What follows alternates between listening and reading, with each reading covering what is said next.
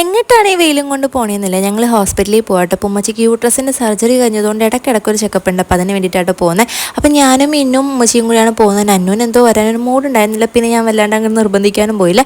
അങ്ങനെ നമ്മൾ റിസപ്ഷനിലെത്തി ഫയലൊക്കെ എടുത്ത് പിന്നെ ഇനി ഗൈനക്കോളജിസ്റ്റിനെ കാണാനുള്ളൊരു വൻ ഷോക്കായിട്ട് കാത്തിരിപ്പായിരുന്നു. കാരണം ഭയങ്കര തിരക്കായിരുന്നു കേട്ടോ. കുറേ നേരം ഇരിക്കേണ്ടി വന്നു. അപ്പോൾ കുറേ നേരം ഇരുന്നപ്പോൾ തന്നെ ഒരാളുടെ സ്വഭാവം മാറി പോവാന്നും പറഞ്ഞ് ഭയങ്കരമായിട്ട് ബഹളം വയ്ക്കായിരുന്നു. അങ്ങനെ ഞാൻ കുറച്ച് നേരം വീഡിയോ ഒക്കെ എടുത്ത് വീഡിയോ ഒക്കെ കാണിച്ചു കൊടുത്ത് ചേരം എൻ്റർടൈൻമെൻറ്റ് ചെയ്തപ്പോൾ ഒരു ബോറടി അങ്ങോട്ട് മാറി. പിന്നെ ഞങ്ങളെ വിളിച്ചപ്പോൾ ഞങ്ങൾ ഉമ്മച്ചി ഡോക്ടറെ കാണാൻ വേണ്ടി നിന്നപ്പം പിന്നെ ഉമ്മയുടെ കൂടെ കയറാനായിരുന്നു ഭയങ്കര ഒച്ചപ്പാട്.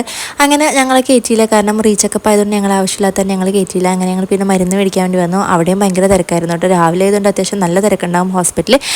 അങ്ങനെ മരുന്നൊക്കെ മേടിച്ചിട്ട് ഞങ്ങൾ ഹോസ്പിറ്റലിൻ്റെ ക്യാൻറ്റീനിൽ കയറിയിട്ട് ഒരു കട്ട്ലേറ്റും ഒരു ചായയും കുടിച്ചിട്ടുണ്ടായിരുന്നു. നല്ല അടിപൊളി കട്ട്ലേറ്റാണ്. എനിക്ക് ഭയങ്കരമായിട്ട് ഇഷ്ടമായി. ചിക്കൻ കട്ട്ലേറ്റാണ് എനിക്ക് ഭയങ്കര ഇഷ്ടമാണ്. അങ്ങനെ രണ്ടാൾക്കൊരു ജ്യൂസ് മേടിച്ചിട്ട് ഞങ്ങൾ നേരെ വീട്ടിലോട്ട് പോയി. അപ്പോൾ അത്രയേ ഉള്ളൂ.